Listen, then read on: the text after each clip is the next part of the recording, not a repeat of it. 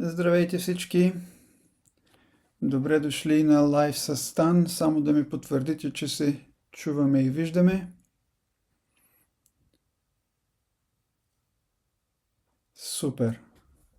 Радвам се, че се чуваме и виждаме. Понякога забравям да поглеждам към чата, като се отнеса в обяснение, така че много се радвам. Благодаря на всички. И така, да започваме. Какво ще обясня днес? Първо ще минем, както винаги, през нормалния Situational Awareness или ще минем през индексите, крипто, метали, 7-те най-големи компании. След това ще поговоря за дългосрочните инвестиции, компаниите, върху които сме се съсредоточили, и в една от компаниите, в които вече отворих малка позиция, ще говорим за точните нива.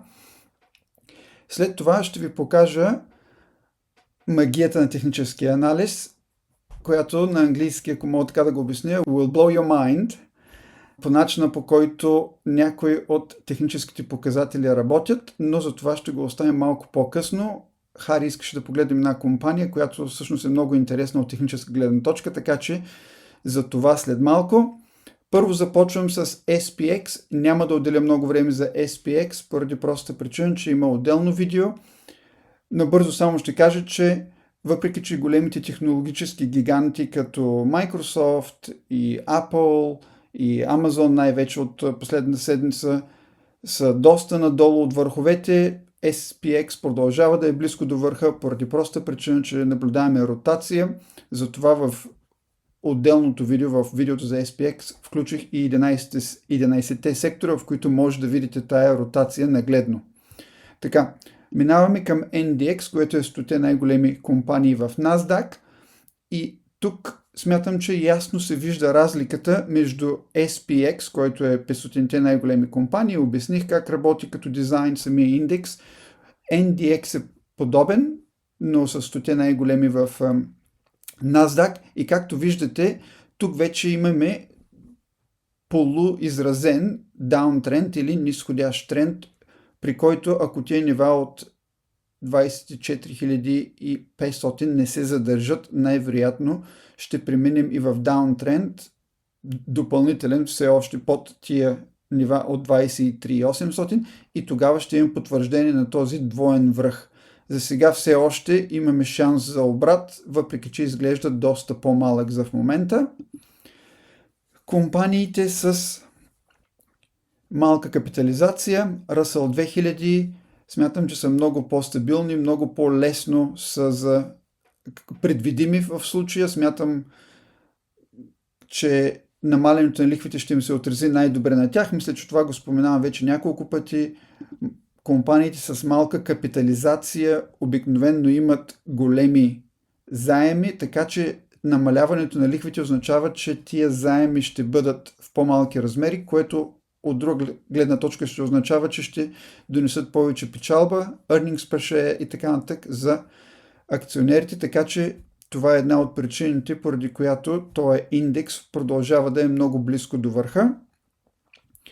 Набързо ще минем през златото.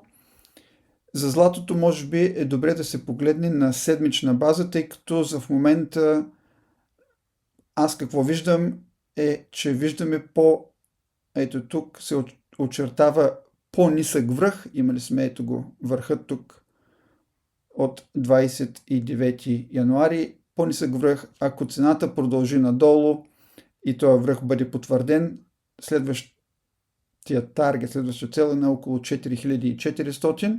Сега набързо ще погледнем златото на седмична база, за да може да прецените колко е удължено и вида свеж, която се е образувала миналата седмица, което показва и обема, който е търгуван, че може би наближаваме изтощителен период, в който най-вероятно ще видим обрат. Рано или късно ще стигне до тая синя линия и както виждате, исторически цената винаги се връща от там, така че очакванията ми са, както казах, около 4400 в най-близко време. Сребро, за тук няма какво повече да коментирам. Смятам, че за тия, които вече опознават свещите, основните свещи, които пускам в образователната секция. Това е само началото, имам още много информация да поместя там, но като видите такива големи червени свещи, базирани на ето тия останалите, които вече са били в предишните месеци и седмици, виждате, че трябва да се избягва. Няма смисъл, прекалено волатилно е. Ние се фокусираме само върху два сетъпа, Breakouts и Failed Breakdowns, които ще ви ги покажа отново по-късно, много нагледно на компанията, която Хари спомена. Там са много очевидни и лесно разпознаваеми. Минаваме през биткоин. За биткоин тия, които са видяли постът през седмицата, това спадане на цената от 52% и след това скок с около 46 е може би повторение на това, което се получи през 2022. Естествено, това са предположения, но стигаме до ето тия 200-дневната, това е 200-седмичната средна пълзяща, така че е нормално да видим отскок, както казах, очакванията им са до 87-88, преди да продължим надолу. В момента за мен това е отявлен връх и докато не образуваме стабилно дъно, не виждам цената да продължи стабилно нагоре. За момента ще е просто като отскок в нисходящ тренд, тъй като все още цената е доста далеч от тая синята линия. Етериум по същия начин, на дневна база може би се открояваше този триъгълник по-добре, но и на седмична се вижда. Ето за това говоря за тия модели, които също съм поместил в образователната секция, когато имаме симетрични триъгълници или възходящи или нисходящи триъгълници. Тук смятам, че е доста очевидно какво се получава при пробив на тия тренд линии. Ето виждате, просто е като камък е паднал толкова бързо, рязко и с ето такъв обем. Така че етериума, тая дълга или този дълъг фитил, ако мога така да го опиша, дава надежда, че може би стига до дъното, но все още нямаме никакви наченки за образуване на дъно, така че в момента криптото предполагам, че мое лично мнение трябва да се избягва. SPY, това е най-големият ETF, най-известният ETF, мисля, че най-големият всъщност е VU, който е на Vanguard, този е следващият, който е, но SPY е по-известен. Какво виждам тук? Виждам едно разминаване, една дивергенция с RSI, така че за в момент се движим надолу. ETF-а копира SPX, подобно на него е. Тук са ми стари ноутсови, които съм си поставил. Тук виждате и тия цикли, които съм описал. Това са петте най-големи компании, които са в този ETF и това е причината защо виждаме тези червени свещи, Nvidia, Apple, Microsoft, така че тъй като има много голям процент при спад при Microsoft, Apple и Nvidia, това естествено се отразява веднага на ETF-а. Виждате и този червеният голям бар, който се е описал. Ако не задържим тия нива, ще прехвърля на дневна база да го видите по-добре. Ако не се задържат ето тия нива тук, най-вероятно ще имаме потвърден връх при SPY. QQQ, това е подобно на NDX, няма да се спира много време, това е просто ETF-а, който може всеки да си купува. По същия начин е IWM, това е ETF-а за компаниите с малка капитализация или Russell 2000. Два ETF-а има, единият се казва IWO и IWM. M е за тези, които са компаниите в растеж, докато IWO е за компаниите, които се считат повече като value компании, не са с такъв голям растеж, така че има разлика в двата ETF-а, IWO и IWM. Така, сега набързо минахме през тия активи. Сега да минем през 7-те големи компании. Nvidia Range Bound или на английски означава движи се в диапазона от 193.4 до 170, което е най-лошото движение за трейдър. Нито нагоре, нито надолу, движи се sideways, така че просто няма какво да гледаме тук. Виждате, това се отразява и на тия пълзящи средни, които са долепени една до друга. Просто нямаме тренд, няма какво да се трейдва, нямаме нито движение нагоре, нито надолу.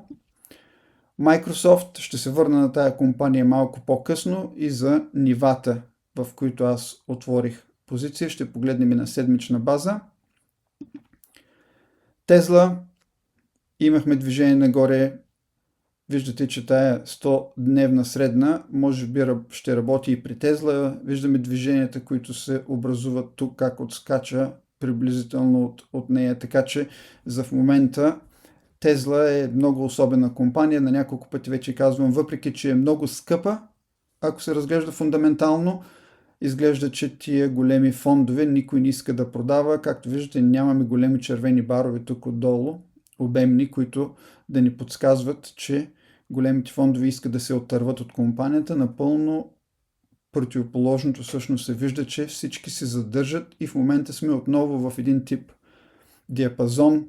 Цената се движи ето тук, при който са стигнали тия върхове. Не пробихме нагоре, ето го този симетричен триъгълник, в случая пробихме надолу и от нивата от около 480-490 до нивата до 380. Просто диапазон е много голям и е много труден за трейдване. Тя е повече тип за инвестиция, но ако не сте купили на по-ниските нива, за в момента просто изчакайте.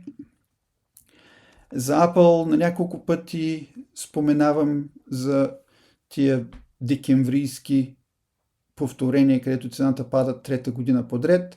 Мисля, че бях споменал в едно от предишните видеа, че въпреки, че имахме този ръст нагоре, очакванията ми бяха, след като цената стигне до определено ниво, мисля, че даже изпоменах 280, ето виждате какво се получи, продължава надолу, смятам, че ще продължи да пада до средата на март или края на март, ако използваме историческите нива от предните два декемврийски върха, така че за в момента нищо не очаквано за мен.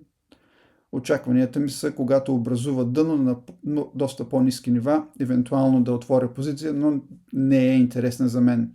Apple. Amazon по същия начин. Смятам, че Amazon ще е по-лесно, ако я погледнем на седмична база, тъй като ще е още по-отявлено какво точно се получи.